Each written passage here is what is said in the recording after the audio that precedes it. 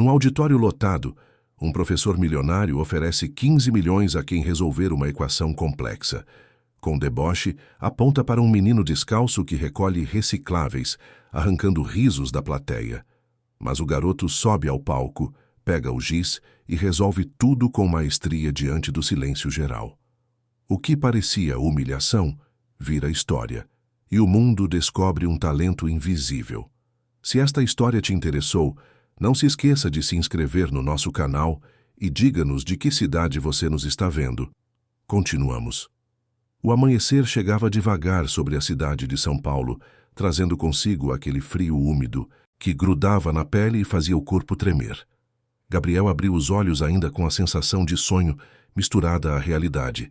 Estava deitado sobre papelões dobrados com cuidado, embaixo da marquise de um prédio comercial na Avenida Paulista.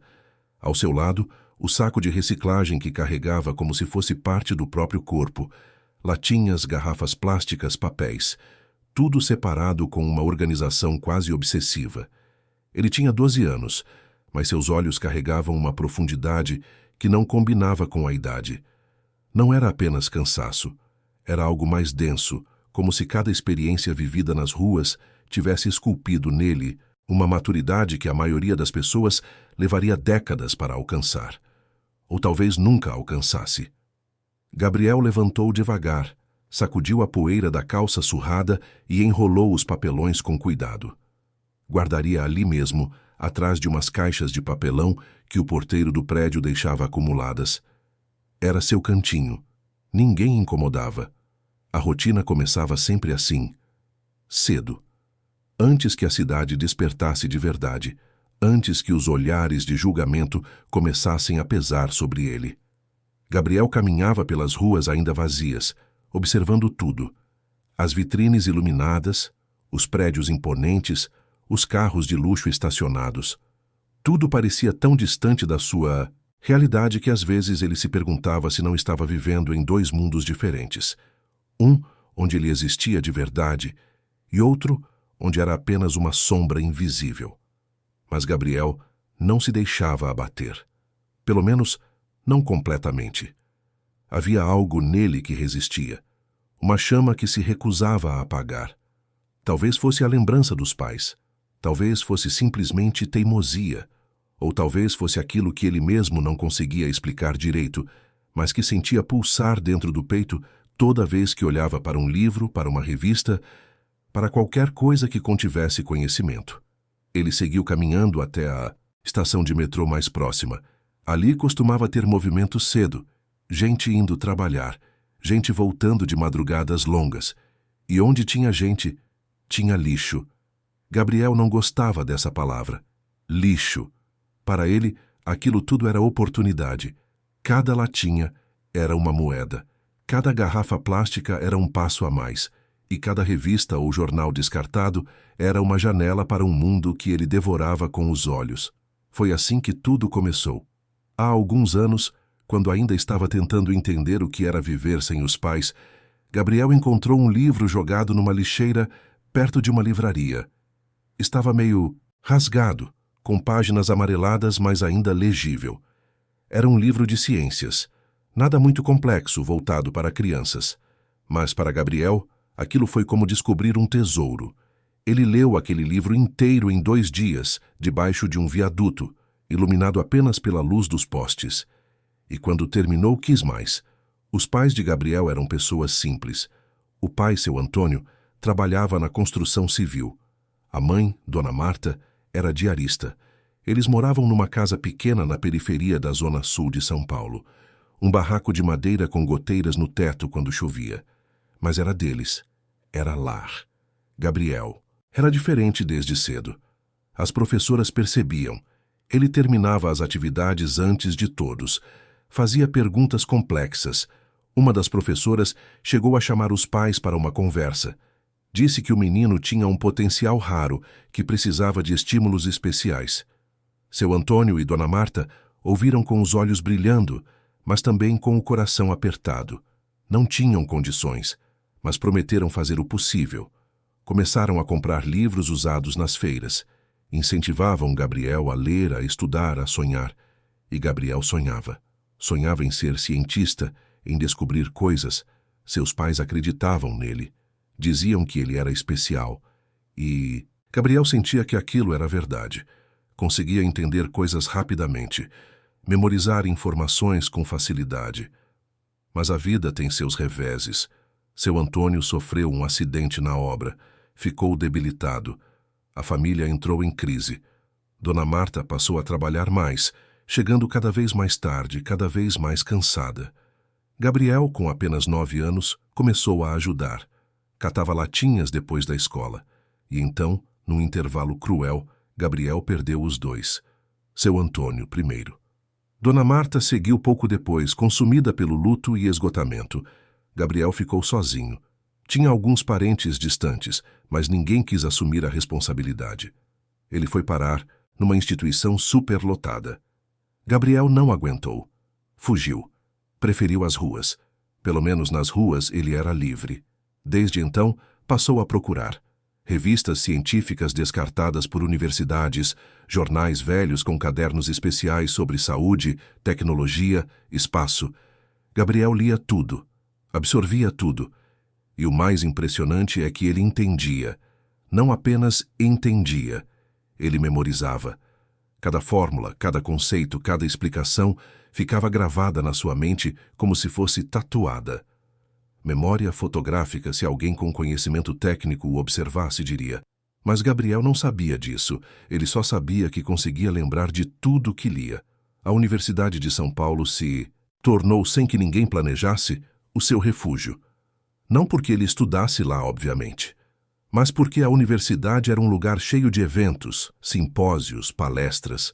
E onde tinha evento, tinha lixo para catar. Mas não era só isso. Havia também as pessoas da limpeza, mulheres trabalhadoras de mãos calejadas e sorrisos cansados, que olhavam para Gabriel e viam nele algo mais do que um menino de rua. Viam um filho, um neto, alguém que merecia cuidado. Dona Lourdes foi a primeira. Uma senhora de cabelos grisalhos presos num coque apertado, que trabalhava na limpeza do campus havia mais de 20 anos. Ela viu Gabriel catar recicláveis perto do refeitório universitário uma tarde e, em vez de enxotá-lo, ofereceu uma marmita. Gabriel hesitou no começo, com medo de estar caindo em alguma armadilha, mas a fome falou mais alto. E quando comeu aquela comida quentinha feita com tempero caseiro, sentiu algo que não sentia há muito tempo: acolhimento. Desde então, Dona Lourdes passou a guardar marmitas para ele. Sempre que sobrava alguma coisa do refeitório, ela separava, e Gabriel aparecia geralmente no final da tarde para buscar. Eles conversavam pouco. Dona Lourdes não era de fazer muitas perguntas, mas ela notava. Notava que o menino era diferente. Notava o jeito como ele olhava para os alunos entrando e saindo das salas de aula. Notava a forma como ele pegava livros descartados e folheava com cuidado, como se fossem feitos de vidro. Um dia, ela perguntou se ele sabia ler. Gabriel apenas assentiu. Então ela trouxe alguns livros velhos que tinha em casa, de quando os filhos eram pequenos. Gabriel agradeceu com um sorriso tímido e sumiu. Mas voltou uma semana depois e devolveu os livros, todos lidos. Dona Lourdes ficou impressionada, e foi então que começou a trazer coisas diferentes. Livros mais complexos, revistas, apostilas que os alunos deixavam para trás. Havia outra pessoa que notou Gabriel. Juliana, uma jovem que trabalhava na limpeza do turno da noite. Ela tinha apenas 22 anos, mas carregava nos ombros a responsabilidade de sustentar a mãe doente. Juliana via Gabriel às vezes, quando ele aparecia tarde para buscar as marmitas que Dona Lourdes deixava guardadas. Ela começou a conversar com ele. Perguntava se estava tudo bem, se precisava de alguma coisa. Gabriel era reservado, mas aos poucos foi se abrindo com ela. Juliana se tornou uma espécie de irmã mais velha. Trazia roupas que não usava mais, tênis velhos que ainda serviam. Gabriel aceitava com gratidão, mas nunca pedia nada. Tinha orgulho, um orgulho silencioso, mas presente. Gabriel devorava tudo: matemática, física, química, biologia. Mas foi a farmacocinética que o fascinou de verdade. Ele encontrou um livro técnico denso, cheio de fórmulas e gráficos, jogado num dos contêineres de lixo do departamento de farmácia. Levou para o seu cantinho embaixo da marquise e começou a ler. No começo foi difícil. Muitos termos eram novos, mas Gabriel não desistia fácil. Ele lia, relia, anotava mentalmente, fazia conexões, e aos poucos aquilo começou a fazer sentido. A absorção de medicamentos pelo corpo humano, a distribuição, o metabolismo, a eliminação. Era como um quebra-cabeça gigante que ele ia montando peça por peça. Hoje era um dia especial. Gabriel sabia porque tinha visto os cartazes espalhados pelo campus. Simpósio Nacional de Farmacologia Clínica. Seria no auditório principal, com palestrantes de todo o país. E onde tinha evento desse porte, tinha muito lixo reciclável. Gabriel planejava chegar cedo, antes que a limpeza oficial começasse.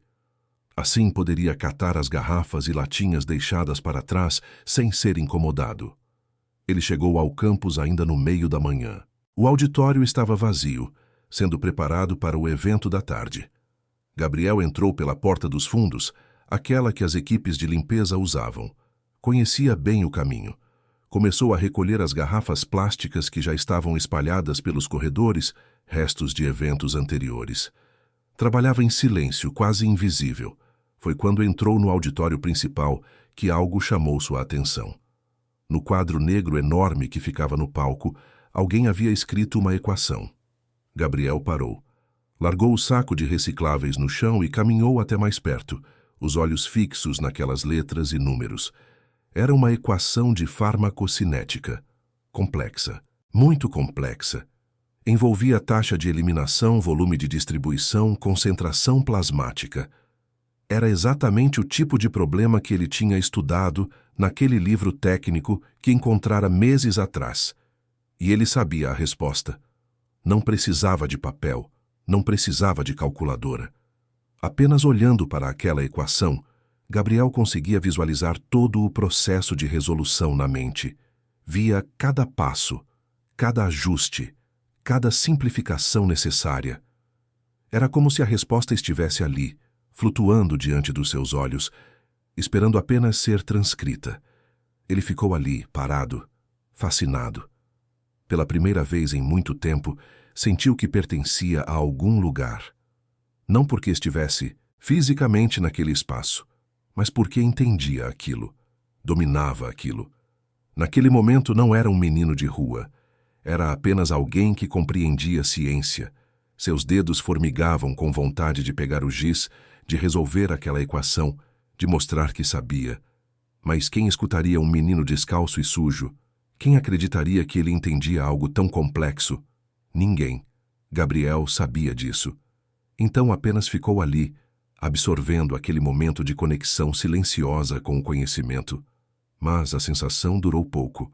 A porta do auditório se abriu com estrondo e um homem entrou, caminhando com passos firmes e postura altiva.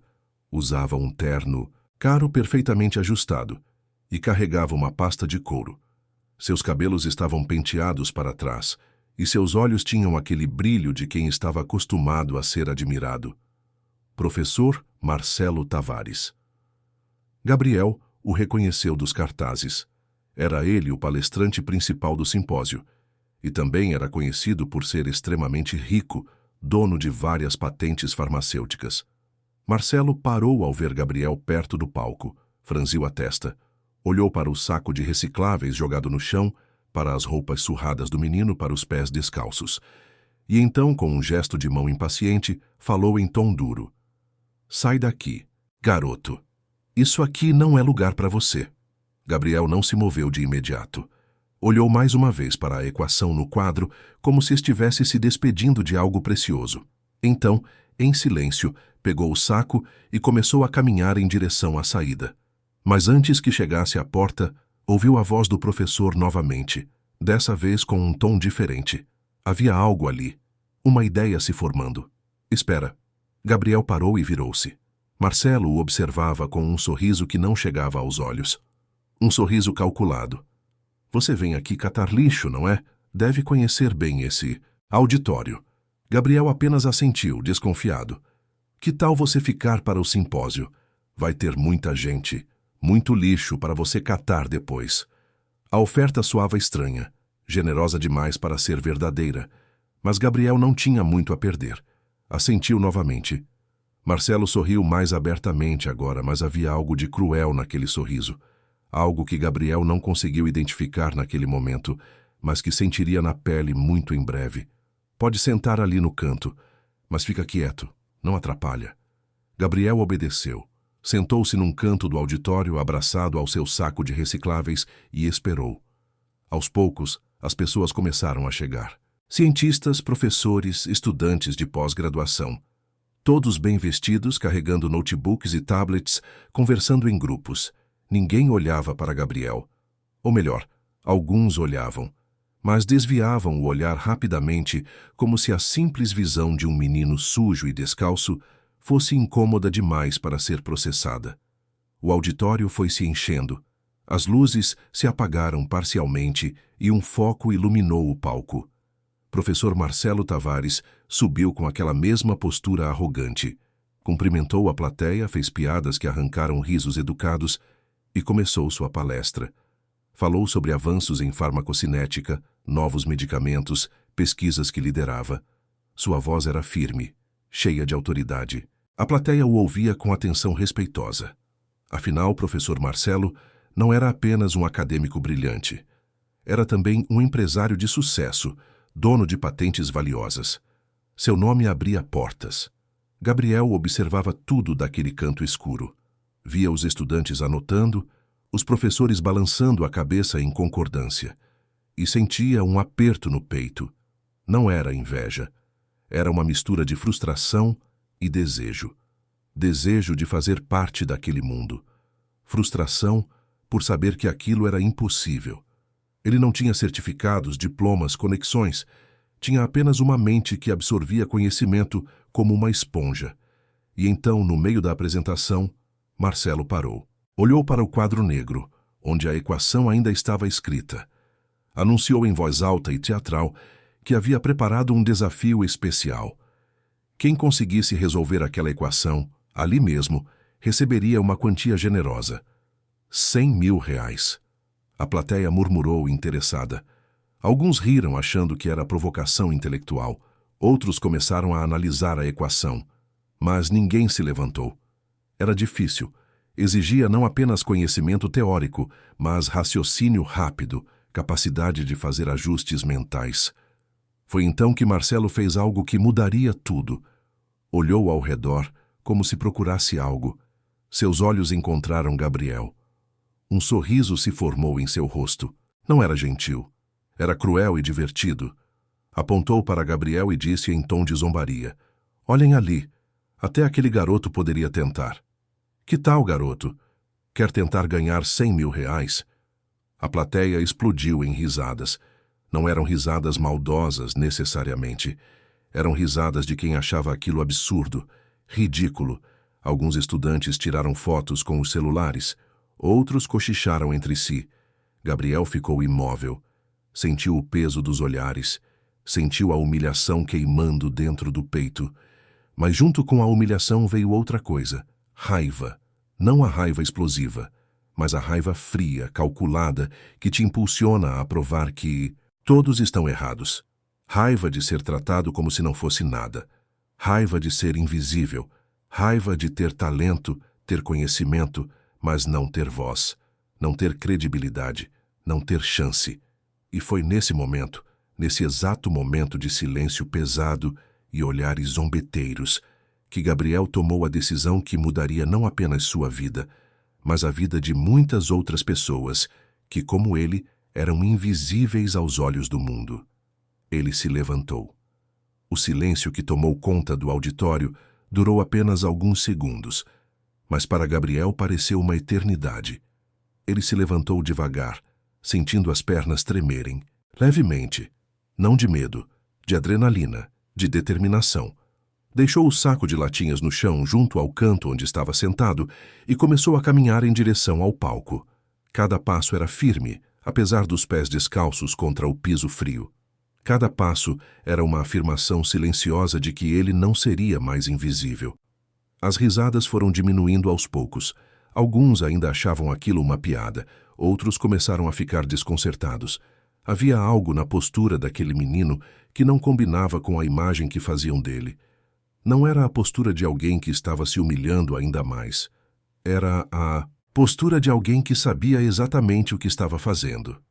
Professor Marcelo Tavares observava da tribuna com um sorriso que começava a vacilar. Ele tinha feito aquilo como uma provocação, como uma forma de entreter a plateia e reforçar seu próprio status. Nunca imaginou que o menino realmente fosse subir ao palco. Mas agora era tarde demais para voltar atrás. Todos estavam observando. As câmeras dos celulares estavam ligadas. Ele teria que deixar a cena se desenrolar. Gabriel subiu os degraus do palco e ficou diante do quadro negro. A equação estava ali, enorme, complexa, intimidadora. Mas para ele era como ler um mapa conhecido. Cada termo fazia sentido. Cada variável tinha seu lugar. Ele pegou o giz que estava no suporte e, sem hesitação, começou a escrever. Primeiro, reorganizou os termos da equação original. Seus dedos se moviam com precisão. A letra não era bonita, mas era legível. Gabriel murmurava baixinho enquanto escrevia, como se estivesse explicando para si mesmo cada passo. Na verdade, estava apenas mantendo o foco, evitando que o peso dos olhares sobre ele o distraísse. A plateia estava em silêncio agora. Um silêncio diferente do anterior. Não era mais um silêncio zombeteiro. Era um silêncio de incredulidade, de espanto. Porque o que aquele menino estava fazendo no quadro fazia sentido, sentido completo. Ele não estava apenas garatujando números aleatórios, estava resolvendo a equação. De verdade. Professor Marcelo sentia o desconforto crescendo dentro dele. Aproximou-se do quadro, observando de perto o que Gabriel escrevia. Seus olhos se arregalaram. O menino estava certo, cada passo estava correto. E não apenas isso. Ele estava usando um caminho de resolução mais direto, mais elegante do que o próprio Marcelo havia planejado. Era uma solução brilhante. Gabriel continuou, isolou as variáveis, aplicou as fórmulas de farmacocinética que tinha memorizado daquele livro velho. Calculou a taxa de eliminação, ajustou o volume de distribuição. Suas mãos trabalhavam com rapidez, mas seu raciocínio era claro.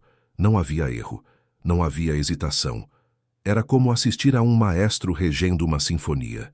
Cada movimento tinha propósito. Quando chegou à parte mais complexa da equação, Gabriel parou por um momento. Fechou os olhos, visualizou os números na mente, fez os cálculos mentalmente. Depois, abriu os olhos e continuou a escrever. Simplificou os termos, cancelou as variáveis que se anulavam, chegou ao resultado final. E então, deu um passo para trás. A equação estava resolvida, completamente, perfeitamente.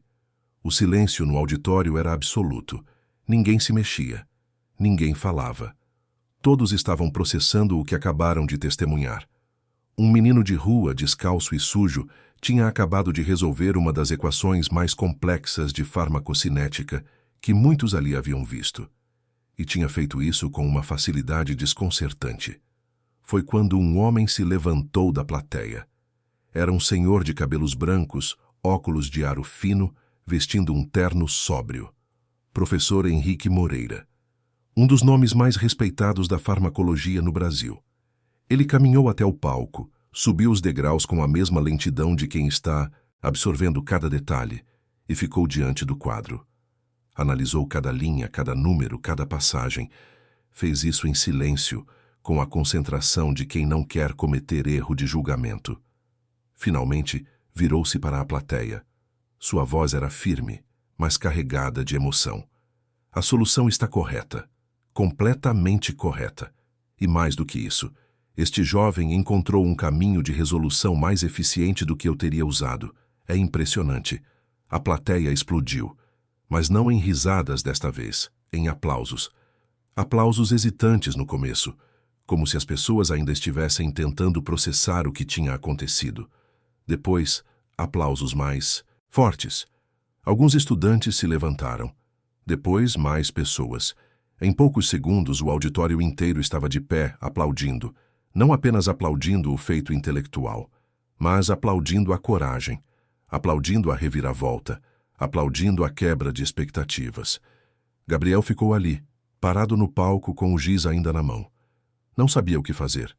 Não estava preparado para aquilo. Tinha se preparado para resolver a equação. Não tinha se preparado para o que viria depois. As lágrimas começaram a descer pelo seu rosto. Não eram lágrimas de tristeza. Eram lágrimas de alívio, de validação, de finalmente ser visto. Mas nem todos estavam felizes com aquilo. Professor Marcelo Tavares estava pálido. Seu plano de humilhar o menino tinha se voltado contra ele. Agora era ele quem parecia ridículo. Ele que tinha usado um menino de rua como piada. Ele que tinha subestimado completamente a capacidade de alguém baseado apenas na aparência. E todos ali perceberam isso. Os olhares que antes eram de admiração por ele, agora eram de desaprovação, de julgamento. Marcelo respirou fundo. Sabia que tinha que fazer algo. Não podia simplesmente sair do palco e deixar aquilo assim. Aproximou-se de Gabriel, forçou um sorriso nos lábios e estendeu a mão. Parabéns, garoto. Você me surpreendeu. E cumprirei minha promessa. 100 mil reais são seus. Gabriel olhou para a mão estendida. Depois olhou para o rosto do professor. Viu além do sorriso forçado. Viu o desconforto. Viu a arrogância ferida. Mas também viu algo que talvez o próprio Marcelo ainda não tivesse percebido. Viu a possibilidade de mudança. Então, apertou a mão dele. A plateia aplaudiu novamente. Mas Gabriel ainda não tinha terminado. Ele se virou para a audiência, segurou o microfone que estava no suporte do palco, e sua voz ecoou pelo auditório. Era uma voz trêmula no começo, mas que foi ganhando força conforme ele falava. Meu nome é Gabriel, tenho 12 anos, e vivo nas ruas faz 3 anos. Aprendi a ler sozinho. Nunca tive escola formal além dos primeiros anos do fundamental. Tudo que sei, aprendi com livros que encontrei no lixo, revistas descartadas, apostilas jogadas fora. E esse conhecimento sempre esteve em mim, mas ninguém nunca quis ouvir. Porque quando você é pobre, quando você é invisível, ninguém acredita que você pode saber alguma coisa. Ninguém acredita que você pode ter valor. O auditório estava em silêncio novamente, mas era um silêncio diferente. Era o silêncio de quem está sendo confrontado com uma verdade incômoda. Gabriel continuou. Hoje eu resolvi essa equação, mas não foi apenas para ganhar o prêmio. Foi para provar que existem milhares como eu. Milhares de crianças e jovens que têm talento, que têm capacidade, mas que nunca terão chance. Porque o mundo não olha para nós. O mundo olha através de nós, como se fôssemos transparentes, como se não existíssemos. Algumas pessoas na plateia começaram a chorar. Outras abaixaram a cabeça, envergonhadas. Gabriel não estava acusando ninguém especificamente. Estava apenas dizendo a verdade. Uma verdade que todos ali sabiam, mas que preferiam ignorar. Eu não quero ser exceção. Não quero ser a história inspiradora que vocês vão contar nos jantares. Quero que isso seja um alerta, para que vocês olhem ao redor, para que vocês vejam quem está sendo deixado para trás, para que vocês entendam que talento não tem endereço. Não tem classe social. Não tem aparência. Talento existe em todos os lugares. A questão é quem tem acesso às portas para desenvolvê-lo. Gabriel largou o microfone e desceu do palco. Pegou seu saco de latinhas e começou a caminhar em direção à saída. Mas antes que chegasse à porta, várias pessoas o cercaram. Professores, estudantes, jornalistas que estavam cobrindo o evento. Todos queriam falar com ele. Todos queriam saber mais da história dele. Todos queriam ajudar. Dona Lourdes e Juliana estavam entre as pessoas. Elas tinham assistido a tudo de longe, trabalhando na limpeza dos corredores do prédio. Quando viram Gabriel sendo cercado, correram para perto dele. Dona Lourdes o abraçou forte, chorando. Juliana segurou sua mão, orgulhosa. Elas sempre souberam que aquele menino era especial. E agora o mundo inteiro estava descobrindo isso também. Um estudante bolsista chamado Rafael estava ali também. Ele tinha assistido a tudo com sentimentos contraditórios. Rafael vinha de uma família pobre da periferia. Tinha conseguido entrar na universidade com muito esforço, trabalhava durante o dia, estudava à noite, vivia cansado, mas orgulhoso da conquista. E agora, vendo aquele menino de rua recebendo toda aquela atenção, toda aquela admiração, sentia algo estranho. Não era exatamente inveja. Ou talvez fosse. Era complicado. Ele tinha lutado tanto para chegar ali, e aquele menino sem diploma, sem nada, tinha conquistado o respeito de todos em minutos. Rafael sabia que não era justo sentir assim, mas sentia. Enquanto isso, em outra parte do auditório, um grupo de professores conversava em voz baixa. Entre eles estava o professor Otávio Landim, um homem de meia idade, cabelos grisalhos penteados com gel, expressão sempre séria. Ele era um dos professores mais antigos da universidade. Tinha influência, tinha poder. E não estava nada feliz com o que tinha acabado de presenciar. Isso é um absurdo. Um circo. Não podemos permitir que isso vire precedente. A universidade tem padrões, tem critérios. Não podemos simplesmente matricular qualquer pessoa que resolva uma equação. Os outros professores ouviram em silêncio. Alguns concordavam, outros não tinham certeza. Mas todos sabiam que Otávio não deixaria aquilo passar facilmente. Ele era conhecido por defender com unhas e dentes o que chamava de excelência acadêmica. E para ele, excelência tinha mais a ver com credenciais do que com capacidade real. Naquele momento, ninguém sabia ainda, mas uma batalha estava começando. Uma batalha que iria muito além de Gabriel. Uma batalha sobre quem merece oportunidades, sobre quem merece ser visto, sobre quem define o valor de uma pessoa. Gabriel, cercado por pessoas, sentia-se sobrecarregado. Não estava acostumado com tanta atenção. Queria apenas sair dali, voltar para seu cantinho embaixo da marquise, processar tudo o que tinha acontecido. Mas a coordenadora do simpósio, professora Helena Costa, uma mulher de meia idade com ar maternal, aproximou-se dele. Gabriel, preciso que você venha comigo. Vamos conversar com calma. Vamos ver como podemos ajudar você. Gabriel hesitou, mas quando olhou nos olhos dela, viu sinceridade. Assentiu. Dona Lourdes e Juliana foram junto, como guardiãs silenciosas. Eles seguiram para uma sala administrativa, longe do burburinho do auditório.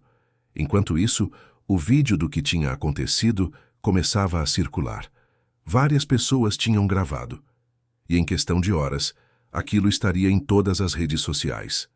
A história do menino de rua que resolveu uma equação complexa e denunciou o preconceito estrutural da sociedade. Era o tipo de conteúdo que viraliza, que gera debates, que força reações. Professor Marcelo Tavares estava em seu escritório particular dentro da universidade, sentado atrás da mesa de mogno, com a cabeça entre as mãos. Sabia que tinha cometido um erro público, um erro que mancharia sua reputação. Ele sempre se orgulhou de ser respeitado, de ser admirado, e agora seria lembrado como o professor arrogante que humilhou uma criança, como o homem que julgou pela aparência, como alguém que representa tudo de errado com o sistema. Mas enquanto estava ali, refletindo, algo começou a mudar dentro dele. Não era apenas vergonha que sentia, era também uma pontada de culpa real, genuína. Ele começou a questionar suas próprias atitudes, suas próprias crenças. Tinha passado tantos anos construindo uma bolha ao redor de si mesmo, uma bolha feita de privilégios e certezas, que tinha esquecido de olhar para fora. Tinha esquecido que existem pessoas lutando, pessoas com potencial, pessoas que apenas precisam de uma chance. Talvez fosse tarde demais para mudar completamente, mas talvez não fosse tarde demais para começar. Pegou o telefone e fez uma ligação para seu advogado. Instruiu-o a providenciar a transferência dos R$100.000 para Gabriel. Mas não apenas isso, instruiu-o também a procurar formas de ajudar, de fazer diferença, de reparar o dano causado. Enquanto isso, na sala administrativa, professora Helena conversava com Gabriel. Explicava que a universidade gostaria de oferecer uma bolsa especial para ele. Moradia estudantil, alimentação, acompanhamento psicológico, tudo o que ele precisasse para poder estudar. Gabriel ouvia tudo com os olhos arregalados. Parecia bom demais para ser verdade. E parte dele desconfiava. Mas outra parte, a parte que ainda acreditava em possibilidades, queria muito acreditar que aquilo era real. Mas eu não terminei nem o ensino médio. Como vou acompanhar as aulas da universidade? Professora Helena sorriu. Vamos fazer uma avaliação. Vamos ver o que você já sabe. E vamos montar um plano personalizado para você. Não vai ser fácil, mas nada na sua vida foi fácil até agora. E você chegou aqui. Então eu acredito que você consegue. Gabriel sentiu as lágrimas voltarem, mas dessa vez deixou que caíssem livremente. Dona Lourdes e Juliana também choravam, abraçadas uma na outra. Era um momento de esperança, de mudança, de recomeço. Mas lá fora, no campus, a notícia já estava se espalhando, e nem todas as reações eram positivas. Professor Otávio Landim já estava articulando uma reunião extraordinária do Conselho Universitário. Já estava preparando argumentos contra a matrícula de Gabriel. Já estava reunindo aliados. Porque, para ele, aquilo não era sobre justiça ou oportunidade. Era sobre manter o status quo. Era sobre proteger o sistema que sempre o favoreceu. A batalha estava apenas começando. E Gabriel, sem saber, tinha se tornado o símbolo de algo muito maior do que ele mesmo. Tinha se tornado a representação de todos os talentos invisíveis, de todas as vozes silenciadas, de todas as portas fechadas. E agora, essas portas estavam sendo forçadas a se abrir. Nem que fosse apenas uma fresta, mas era um começo, e às vezes um começo é tudo o que precisamos. 3 semanas se passaram desde aquele dia no auditório, 3 semanas que mudaram completamente a vida de Gabriel. O vídeo do menino de rua resolvendo a equação havia viralizado de uma forma que ninguém poderia prever. Milhões de visualizações, milhares de comentários, reportagens em todos os principais jornais do país. Gabriel tinha virado um símbolo, um fenômeno. E isso trouxe consequências tanto positivas quanto negativas. Gabriel agora morava no alojamento estudantil da universidade. Tinha um quarto pequeno, mas limpo, uma cama de verdade com lençóis cheirosos, um armário onde guardava as roupas novas que havia ganhado, uma mesa de estudos com uma luminária. Para alguém que passou anos dormindo em marquises, aquilo era um luxo inimaginável. Mas a adaptação não estava sendo fácil. Ele não estava acostumado com paredes ao redor. Não estava acostumado com a rotina estruturada. Não estava acostumado com a atenção constante, porque a atenção era algo que não faltava. Onde quer que Gabriel fosse no campus era reconhecido. Estudantes paravam para tirar fotos. Professores o cumprimentavam, alguns com admiração genuína, outros com aquele tom paternalista que incomodava. Como se ele fosse um projeto de caridade, um troféu da inclusão social. Gabriel percebia a diferença, sabia quem realmente se importava e quem apenas queria se sentir bem consigo mesmo. A avaliação de conhecimentos que a universidade aplicou em Gabriel deixou todos impressionados. Ele dominava conceitos avançados de matemática, física, química e biologia. Seu conhecimento era irregular, é verdade. Tinha lacunas, áreas que não havia estudado ainda. Mas o que sabia, sabia profundamente. A comissão de professores responsável pela avaliação decidiu que Gabriel poderia cursar disciplinas avançadas em algumas áreas, enquanto precisaria de reforço em outras. Um plano personalizado foi montado. As primeiras semanas de aula foram intensas. Gabriel assistia a turmas de diferentes níveis. Pela manhã, tinha aulas de reforço em português e redação, áreas onde suas lacunas eram mais evidentes. À tarde, participava de seminários avançados de farmacocinética e química orgânica, onde surpreendeu até mesmo os estudantes de mestrado com suas observações e questionamentos. Era uma rotina exaustiva, mas Gabriel absorvia tudo com aquela mesma fome de conhecimento que sempre teve. Nas aulas de farmacocinética, ministradas pela professora Helena Costa, Gabriel brilhava. Ele não apenas entendia os conceitos. Ele fazia conexões que outros não faziam. Questionava premissas. propunha soluções alternativas para problemas complexos. Professora Helena ficava genuinamente impressionada. Ela havia visto muitos alunos brilhantes ao longo de sua carreira, mas Gabriel tinha algo especial. Não era apenas inteligência. Era uma forma de pensar não contaminada pelo academicismo tradicional. Era criatividade pura. Mas nem todas as experiências eram positivas. Em uma aula de introdução à sociologia, ministrada por um professor associado de Otávio Landim, Gabriel foi colocado em situação constrangedora. O professor, aparentemente sem malícia, mas claramente influenciado pelas conversas de bastidores, pediu que Gabriel explicasse para a turma como era viver nas ruas. Como se sua experiência de vida fosse apenas um estudo de caso. Como se ele fosse um objeto de análise e não um aluno como os outros. Gabriel sentiu a humilhação queimando, mas respondeu com dignidade, explicando brevemente sua trajetória sem entrar em detalhes íntimos. Depois da aula, foi procurado por vários colegas que se desculparam pela insensibilidade do professor. Mas nem tudo era aceitação. A reunião extraordinária do Conselho Universitário, que professor Otávio Landim havia convocado, aconteceu uma semana depois do incidente. Ele apresentou uma série de argumentos contra a matrícula especial de Gabriel. Alegou falta de precedentes.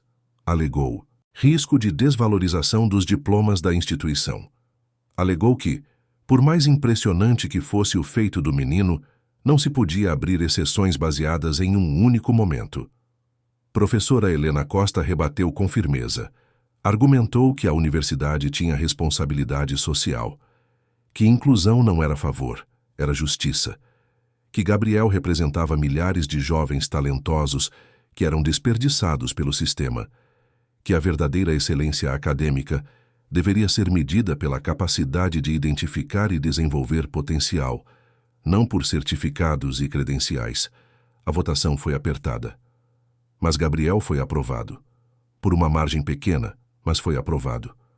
Otávio saiu da reunião visivelmente contrariado. E desde então tinha se tornado o principal obstáculo silencioso na jornada de Gabriel dentro da universidade. Não fazia nada abertamente, mas articulava nos bastidores, espalhava dúvidas, questionava a legitimidade, tentava minar a credibilidade do garoto sempre que possível. Gabriel sentia isso, percebia os olhares, ouvia os cochichos, mas tentava não deixar que aquilo o afetasse.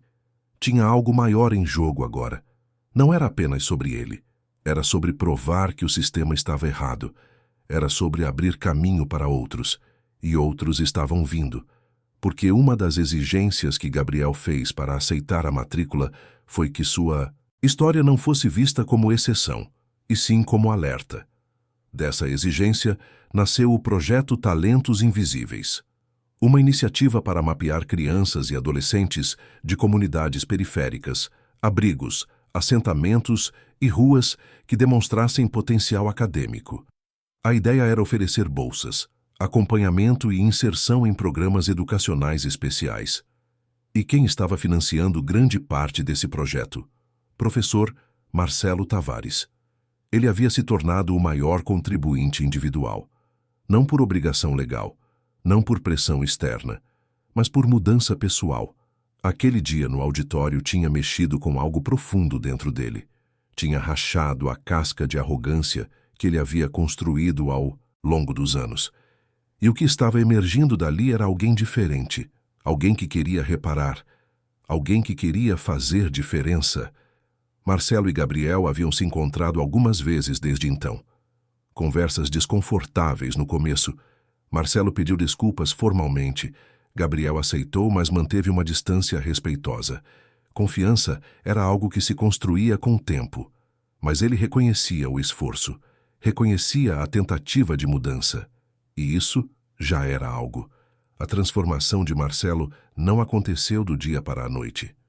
Foi um processo doloroso de autodescoberta e confronto com suas próprias falhas.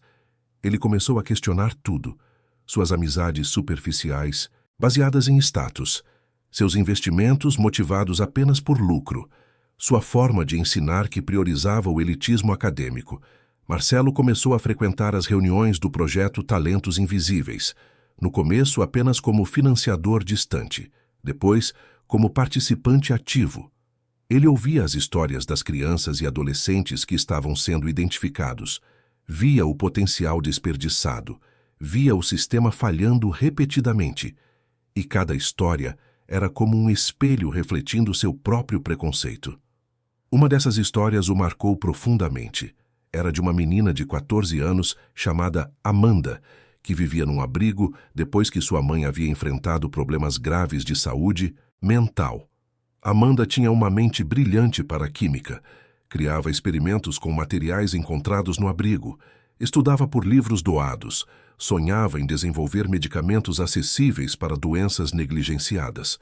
Quando Marcelo a conheceu e conversou com ela, viu em seus olhos a mesma determinação que havia visto nos olhos de Gabriel. E percebeu quantas Amandas existiam pelo Brasil. Quantos potenciais estavam sendo desperdiçados porque o sistema só reconhecia quem tinha sobrenome, credenciais e conexões. Juliana também foi beneficiada pelo projeto. Ela, que trabalhava na limpeza noturna da universidade, tinha o sonho de estudar, mas nunca teve condições. Agora, com a bolsa do Projeto Talentos Invisíveis, estava fazendo um curso preparatório para o vestibular. Queria estudar pedagogia, queria se tornar professora, queria ajudar outras crianças como Gabriel. Ela e Gabriel se tornaram muito próximos. Ela era como a irmã mais velha que ele nunca teve. Alguém em quem confiava, alguém que entendia de onde ele vinha. Dona Lourdes continuava trabalhando na limpeza, mas agora com um brilho diferente nos olhos. Via Gabriel quase todos os dias. Levava marmitas caseiras para ele, porque sabia que ele ainda não estava completamente confortável com a comida do refeitório. E sempre que o via, sentia um orgulho maternal imenso.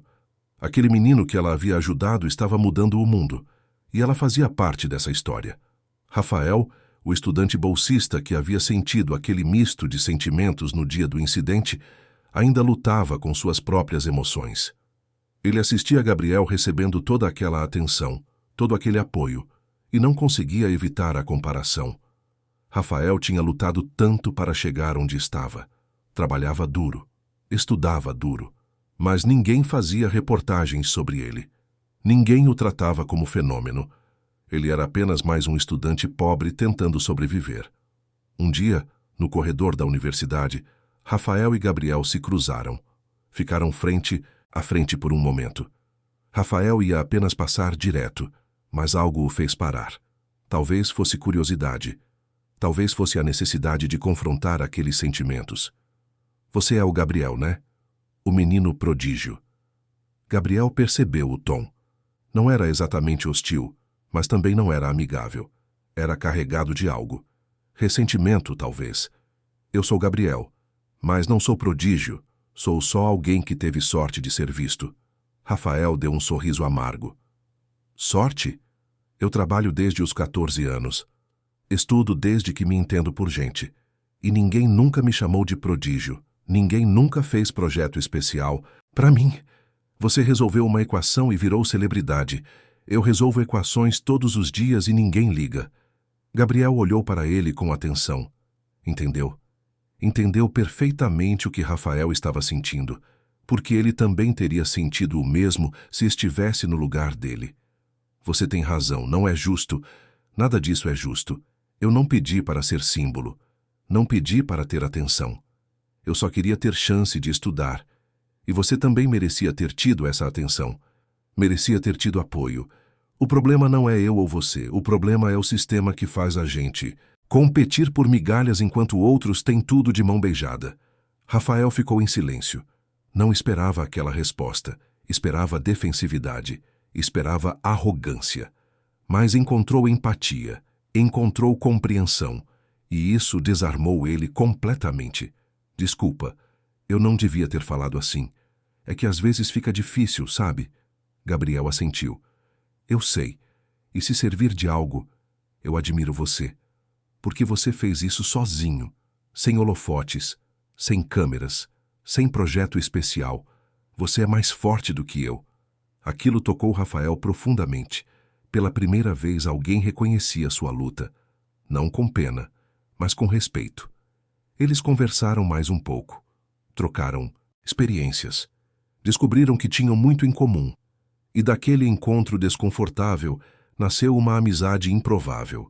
Rafael se tornou um dos maiores aliados de Gabriel dentro da universidade. Mas enquanto alianças se formavam, oposições também se fortaleciam.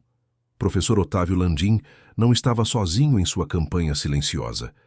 Ele havia reunido um grupo de docentes e financiadores que compartilhavam suas visões. Eles se reuniam discretamente, sempre fora do campus, em restaurantes caros ou salas privadas. Discutiam estratégias.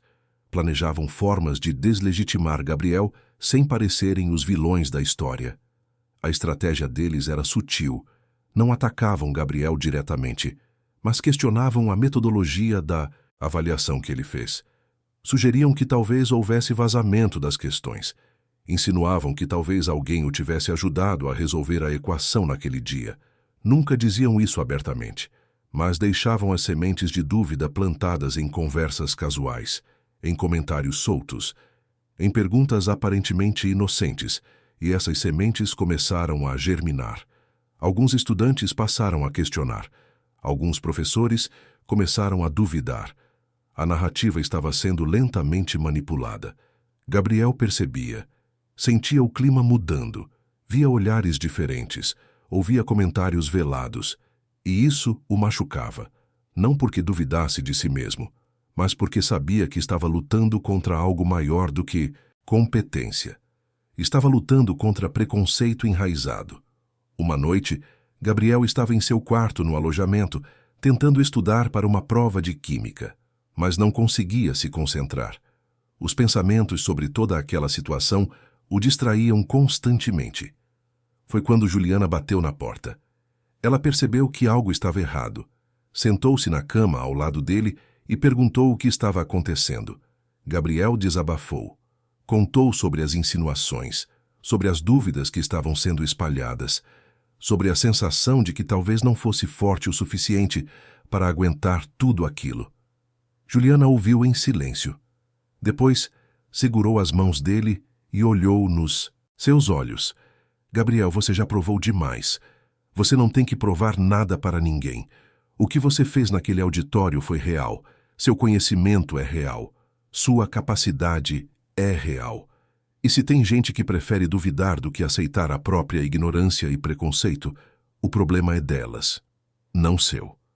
As palavras de Juliana trouxeram conforto, mas Gabriel sabia que teria que fazer mais do que apenas existir. Teria que continuar provando, continuamente, exaustivamente, porque para pessoas como ele, a margem de erro era zero, uma falha, e tudo seria usado como evidência de que ele não merecia estar ali. Enquanto isso, o projeto Talentos Invisíveis começava a dar frutos. Dezenas de crianças e adolescentes foram identificados. Histórias impressionantes surgiam. Um menino de 13 anos de uma favela no Rio que tinha aptidão extraordinária para a matemática. Uma menina de 15 anos de um abrigo em Belo Horizonte que escrevia poesias densas e maduras. Um adolescente de 16 anos de um assentamento rural que tinha desenvolvido sozinho um sistema de irrigação eficiente usando materiais reciclados. Todas essas histórias validavam o que Gabriel tinha dito naquele dia. Talento não tem endereço, não tem classe social. O problema nunca foi a ausência de talentos, foi sempre a ausência de portas abertas.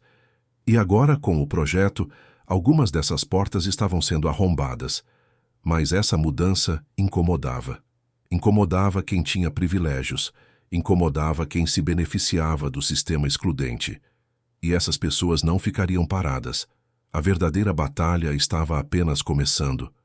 Porque incluir não é apenas abrir portas, é também enfrentar aqueles que querem mantê-las fechadas, é também desmantelar estruturas, é também questionar poder. E Gabriel, mesmo sem ter escolhido, havia se tornado o rosto dessa batalha. Estava na linha de frente de algo muito maior do que ele, e teria que decidir se tinha forças para continuar, se tinha coragem para não desistir. se tinha resistência para aguentar os ataques que ainda estavam por vir. Porque eles estavam por vir. Otávio e seu grupo estavam apenas esperando o momento certo, esperando Gabriel cometer qualquer deslize, qualquer erro, qualquer vacilo. E quando isso acontecesse, eles atacariam, com tudo, e tentariam destruir não apenas Gabriel, mas tudo o que ele representava.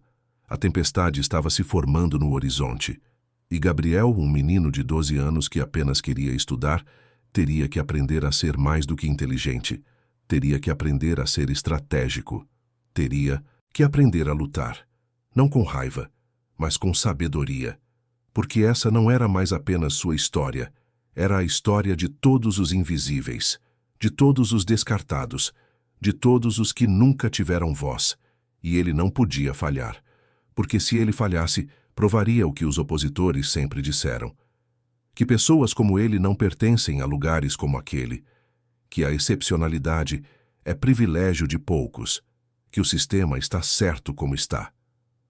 Mas Gabriel não ia falhar, não ia desistir, não ia permitir que sua história fosse usada como evidência contra outros como ele, porque ele sabia a verdade, e a verdade era simples, ele não era exceção, era apenas o primeiro a ser visto, e ele faria tudo para garantir que não fosse o último.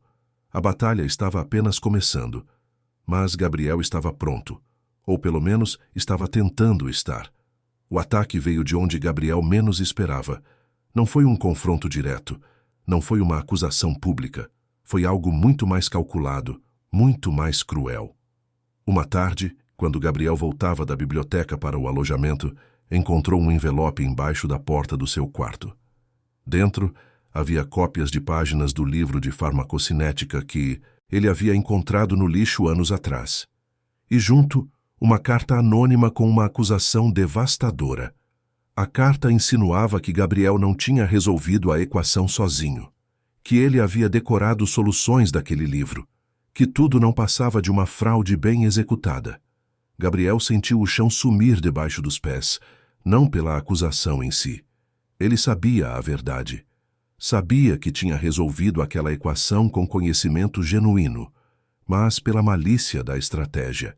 Quem quer que tivesse feito aquilo, sabia exatamente onde atacar.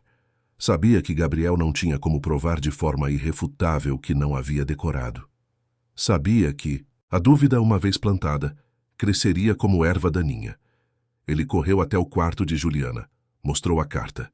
Ela leu com expressão de raiva crescente. Isso é absurdo.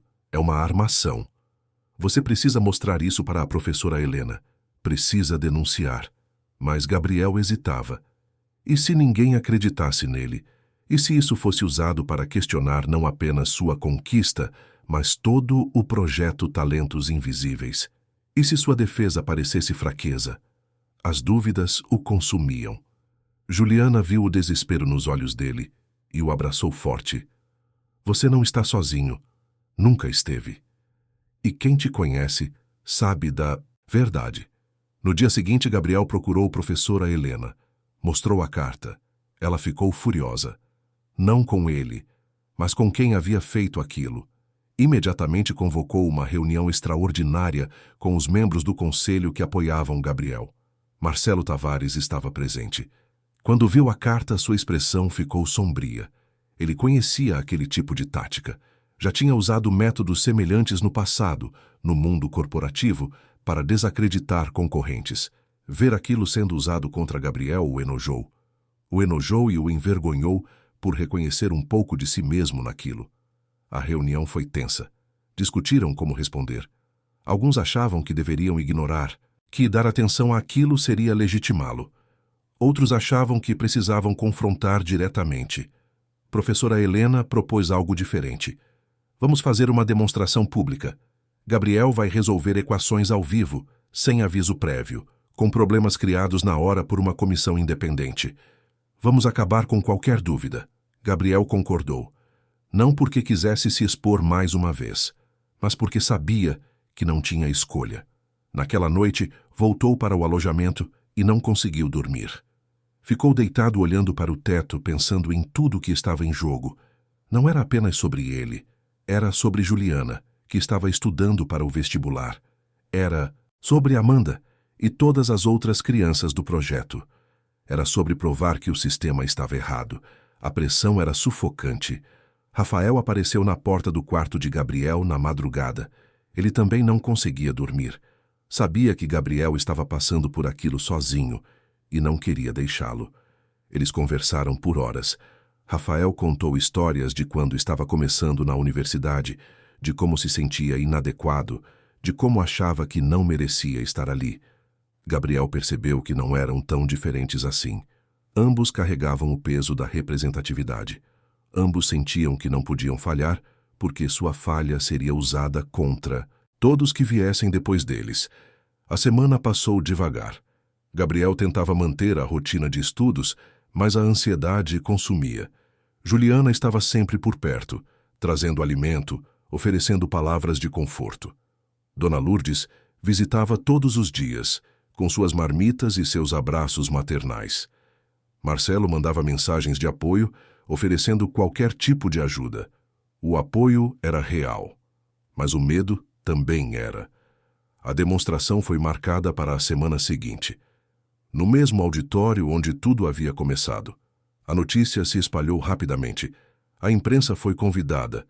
Estudantes, professores e curiosos lotaram o espaço. Professor Otávio Landim estava lá, sentado nas primeiras fileiras com aquela expressão neutra que escondia satisfação. Para ele, aquilo era uma oportunidade. Se Gabriel falhasse, provaria seu ponto. Se Gabriel acertasse, ainda assim, a dúvida permaneceria para alguns.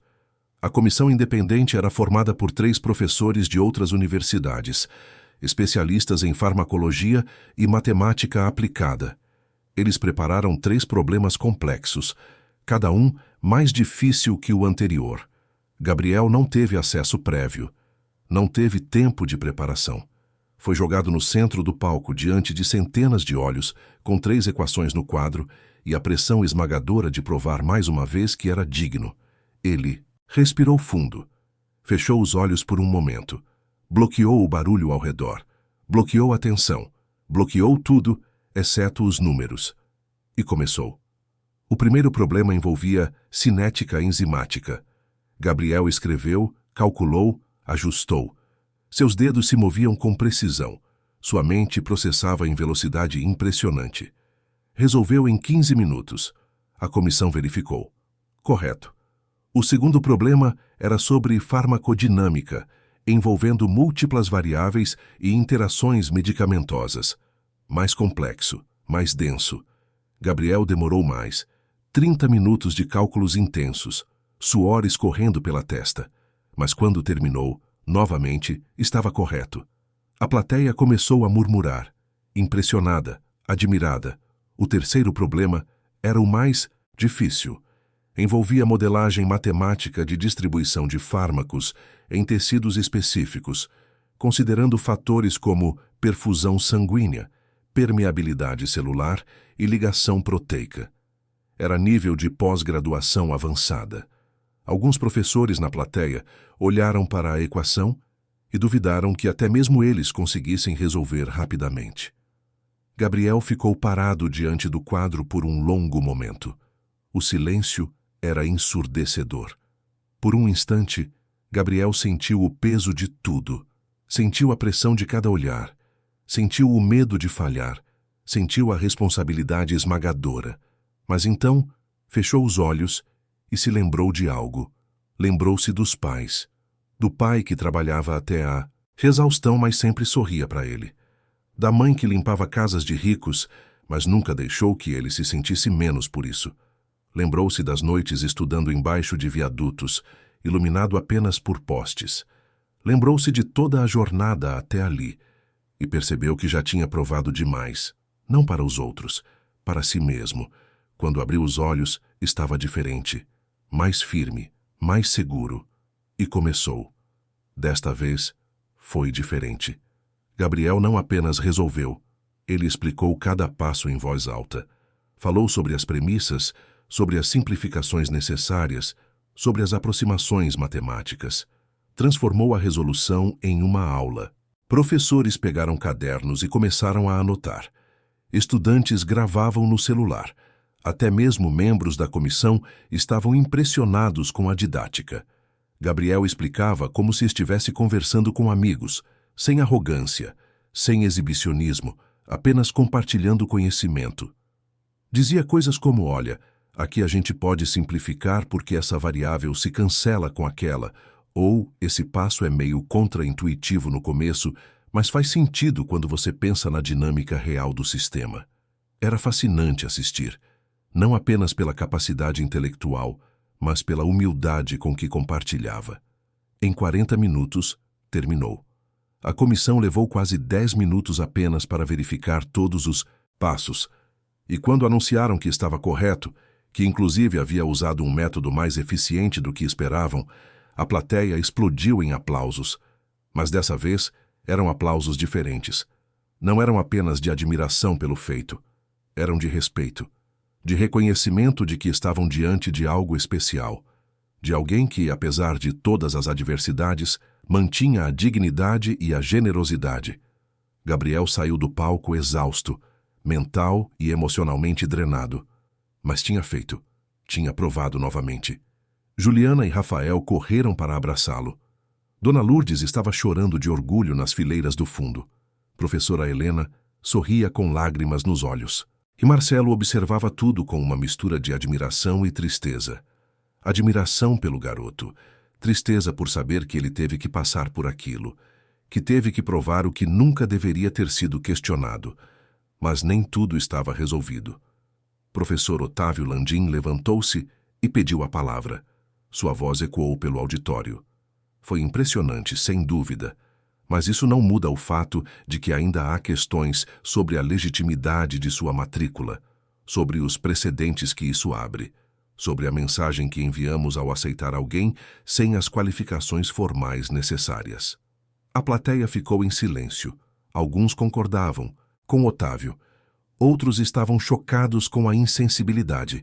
Foi quando Rafael se levantou. Ele não tinha planejado falar, mas algo dentro dele não permitiu que ficasse calado. Subiu ao palco, pegou o microfone e encarou Otávio. Com todo respeito, professor, suas qualificações formais de que o senhor fala não medem capacidade. Medem privilégio, medem acesso. Eu vim da periferia. Trabalhei feito condenado para chegar aqui. E sei que meu diploma não me fez mais inteligente, apenas me deu credibilidade. Gabriel tem a inteligência. O que ele não tinha era a credibilidade. E o senhor sabe por quê? Porque o sistema foi feito para a gente como ele ficar de fora. O senhor não está defendendo excelência. O senhor está defendendo exclusão. As palavras de Rafael ressoaram. Ele continuou. E eu vou te dizer uma coisa, Gabriel. Eu tinha inveja de você. Inveja da atenção que recebeu. Mas hoje eu entendo. Você não pediu essa atenção. Você só queria estudar e teve que lutar 10 vezes mais do que qualquer um de nós para provar que merecia. Isso não é justo, mas você fez. E eu vou estar ao seu lado. Porque se atacam você, atacam todos nós que viemos de baixo. A plateia explodiu novamente em aplausos.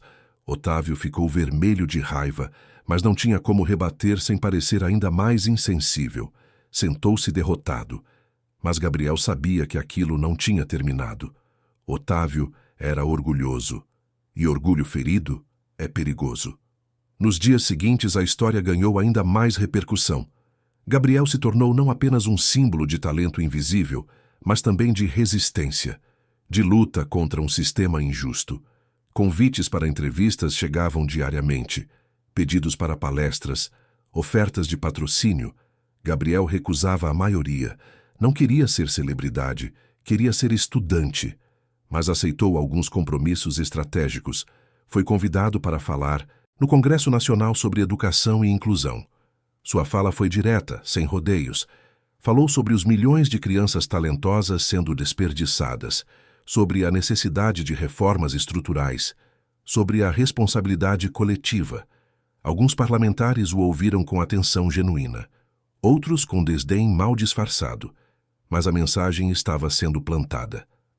Durante essa viagem a Brasília, algo importante aconteceu. Gabriel conheceu outros jovens de diferentes partes do Brasil que também tinham histórias de superação. Um deles era João, um rapaz de 18 anos do interior do Maranhão que tinha desenvolvido um sistema de purificação de água usando materiais locais. Outro era Thaís, uma menina de 15 anos do sertão nordestino que escrevia cordéis densos sobre questões sociais e havia ganhado prêmios regionais. Conversando com eles, Gabriel percebeu algo fundamental. Ele não era exceção. Nunca foi. O Brasil estava cheio de pessoas brilhantes, criativas, capazes. O problema era que o sistema não as via, não as ouvia, não as valorizava. Essa percepção o fortaleceu, porque significava que sua luta não era solitária. Significava que existia um exército de talentos invisíveis esperando para serem descobertos. E o projeto Talentos Invisíveis era apenas o começo. Quando voltou para São Paulo, Gabriel estava diferente. Mais maduro, mais estratégico, mais determinado. O projeto Talentos Invisíveis crescia exponencialmente. Dezenas de empresas e instituições começaram a apoiar. Escolas públicas começaram a implementar programas de identificação de potencial. Universidades de todo o país criaram cotas especiais não apenas por renda, mas também por trajetória de superação. Não era perfeito, estava longe de ser perfeito, mas era um começo, e começos importam. Juliana tinha passado no vestibular, entraria para a pedagogia no próximo semestre. Gabriel ficou mais feliz com a notícia dela do que ficaria com qualquer conquista pessoal, porque a vitória de Juliana provava que o movimento era real, que não era apenas sobre ele, era sobre todos. Dona Lourdes continuava trabalhando, mas agora com reconhecimento. A universidade criou um prêmio em homenagem a ela, destinado a funcionários que demonstrassem cuidado excepcional com os alunos. Ela chorou quando recebeu. Não pelo prêmio, mas pelo reconhecimento de que pequenos gestos importam, de que uma marmita oferecida com carinho pode mudar uma vida. Marcelo Tavares havia se transformado completamente. Não apenas em suas ações, mas em sua essência. Ele começou a dar aulas gratuitas em comunidades periféricas. Usou sua influência para pressionar colegas a fazerem o mesmo. Criou um fundo de bolsas permanente. E toda vez que olhava para Gabriel, via não apenas o menino que havia humilhado, via o menino que o havia salvado, salvado de uma vida de superficialidade e ego, salvado de morrer sem ter feito diferença real. Uma noite, Marcelo procurou Gabriel no campus. Pediu para conversarem. Caminharam pelo jardim da universidade, sob as árvores iluminadas pela lua. Marcelo falou sobre sua jornada de mudança, sobre como estava difícil desconstruir anos de preconceitos internalizados, sobre como estava grato, mesmo que parecesse estranho dizer isso. Gabriel ouviu em silêncio, e quando Marcelo terminou, disse algo simples, mas profundo. Você não precisa me agradecer. Precisa fazer valer. Precisa usar seu privilégio para abrir portas. Não para se sentir bem consigo mesmo, mas porque é o certo a fazer. E precisa entender que nunca vai ser suficiente. Porque o sistema que criou você e criou pessoas como o professor Otávio não vai cair de uma hora para outra. Vai resistir. Vai lutar. E a gente precisa estar preparado para essa luta. Marcelo assentiu. Tinha muito a aprender ainda, mas estava disposto. E isso já era algo raro. Gabriel voltou para seu quarto naquela noite pensando em tudo que tinha acontecido desde aquele dia no auditório. Havia sido intenso, cansativo, doloroso, mas também transformador. Não apenas para ele, mas para todos ao redor. O movimento que começou com um menino resolvendo uma equação tinha se tornado algo muito maior. Tinha se tornado uma força de mudança real. Mas Gabriel sabia que a batalha não tinha terminado. Sabia que Otávio e outros como ele continuariam tentando sabotar. Sabia que teria que continuar provando, continuamente, exaustivamente. E isso o cansava. Mas também o fortalecia. Porque agora ele não estava sozinho. Tinha aliados, tinha amigos, tinha uma causa maior do que ele mesmo. E isso fazia toda a diferença. 3 anos se passaram desde aquele dia transformador no auditório. Gabriel agora tinha 15 anos, mas parecia mais velho em alguns aspectos e permanecia criança em outros.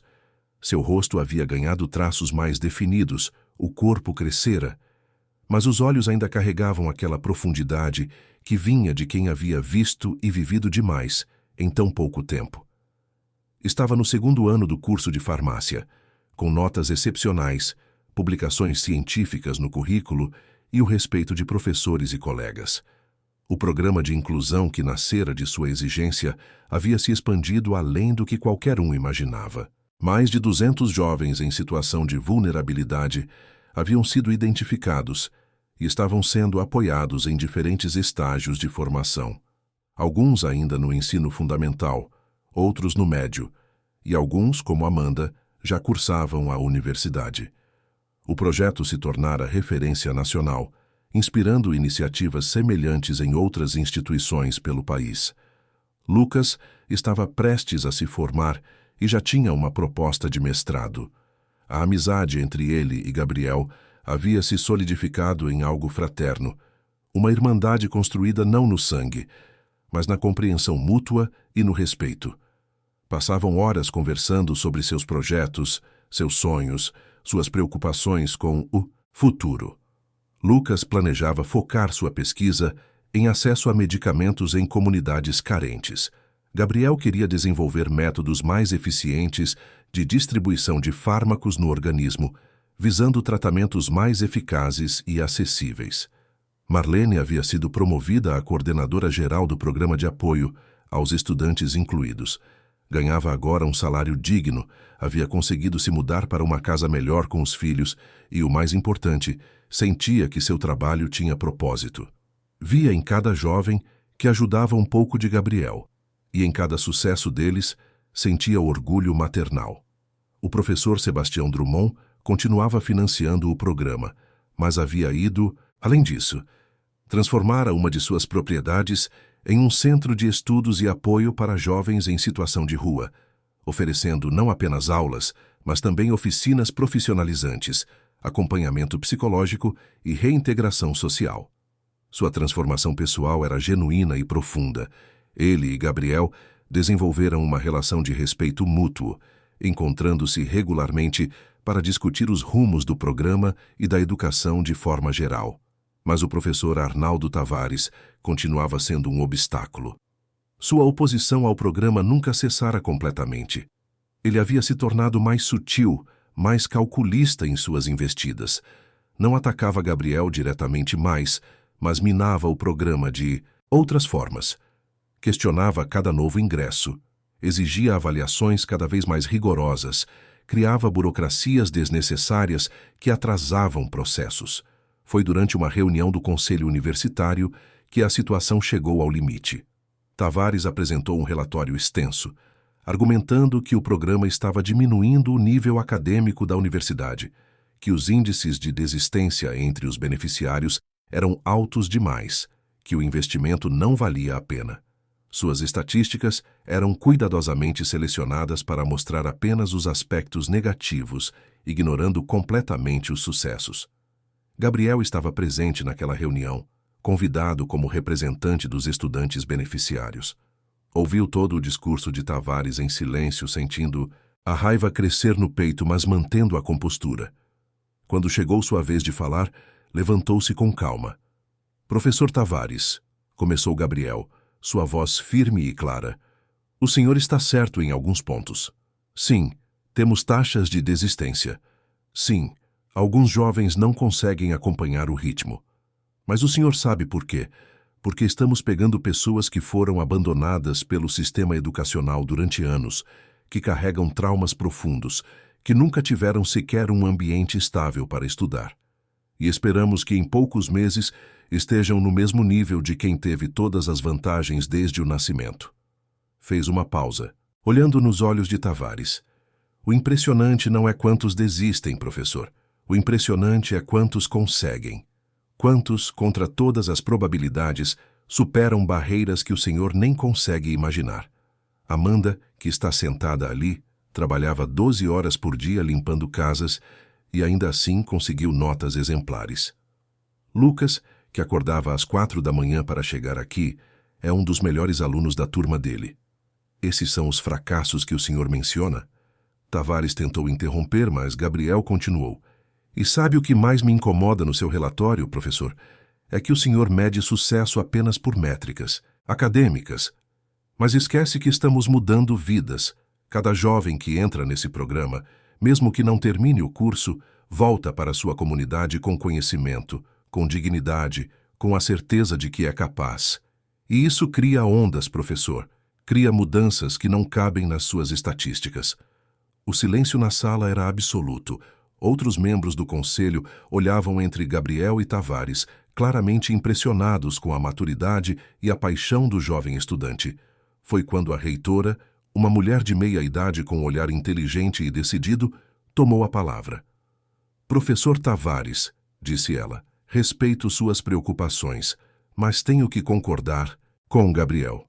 Este programa está cumprindo um papel social fundamental além do acadêmico, e os números de sucesso são, sim, impressionantes quando contextualizados adequadamente. A proposta de expansão está aprovada.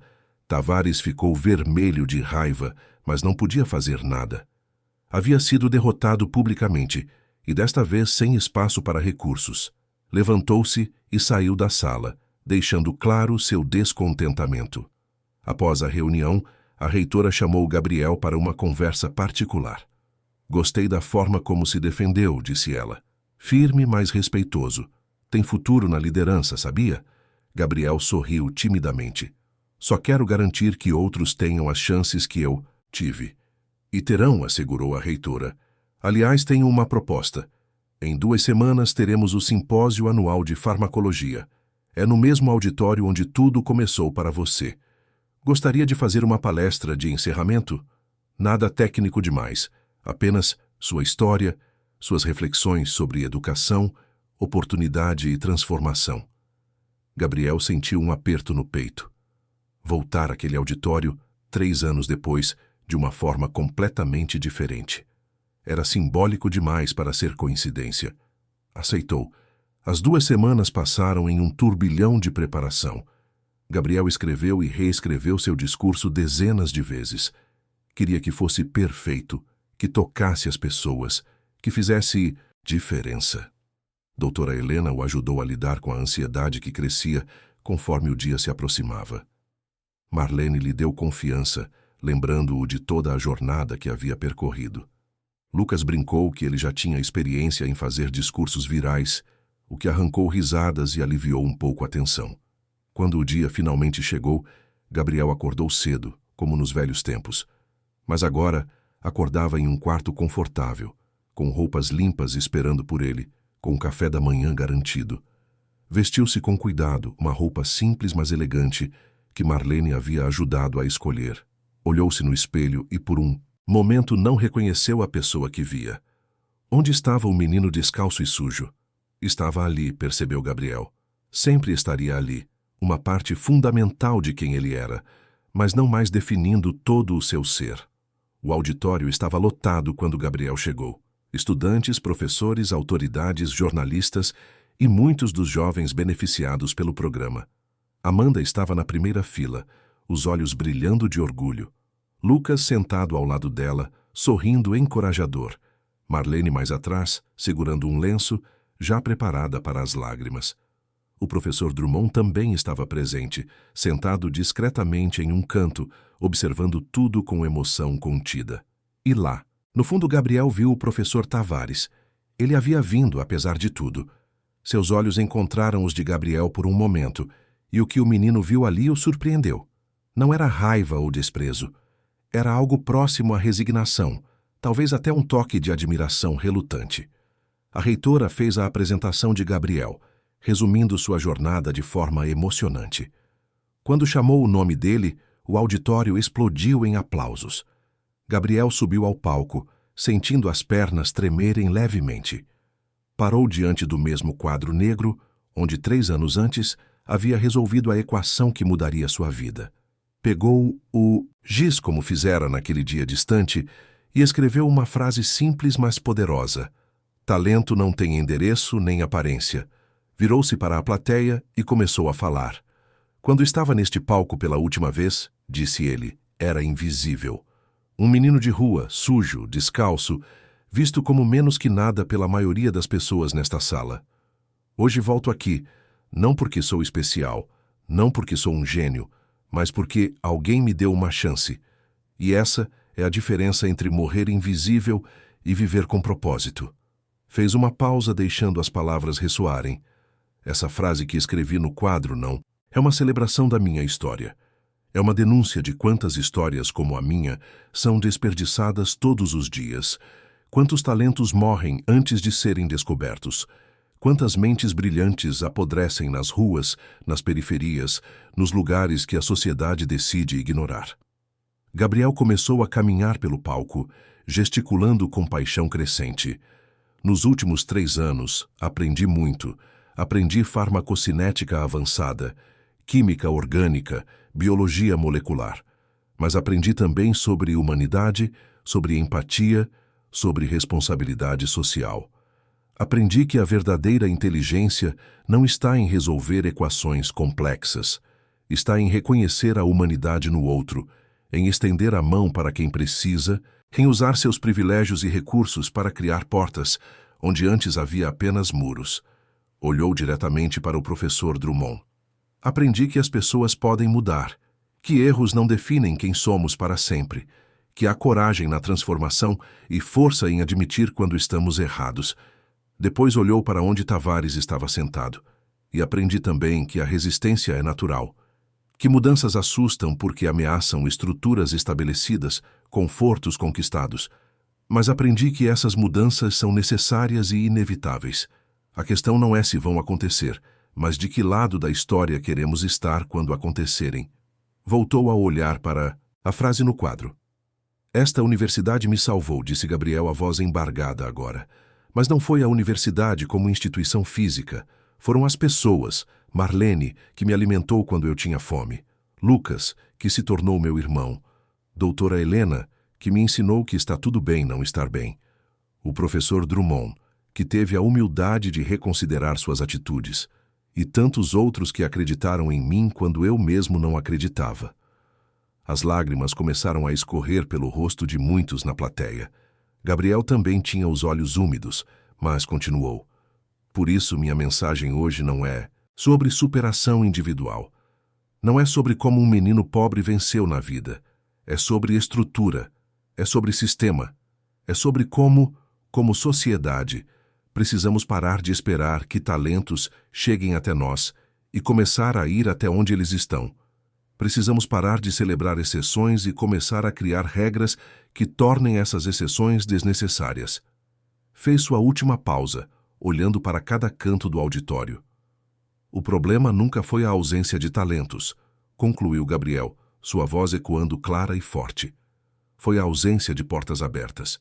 Está em nossas mãos mudar isso. Não amanhã, não no futuro distante, agora.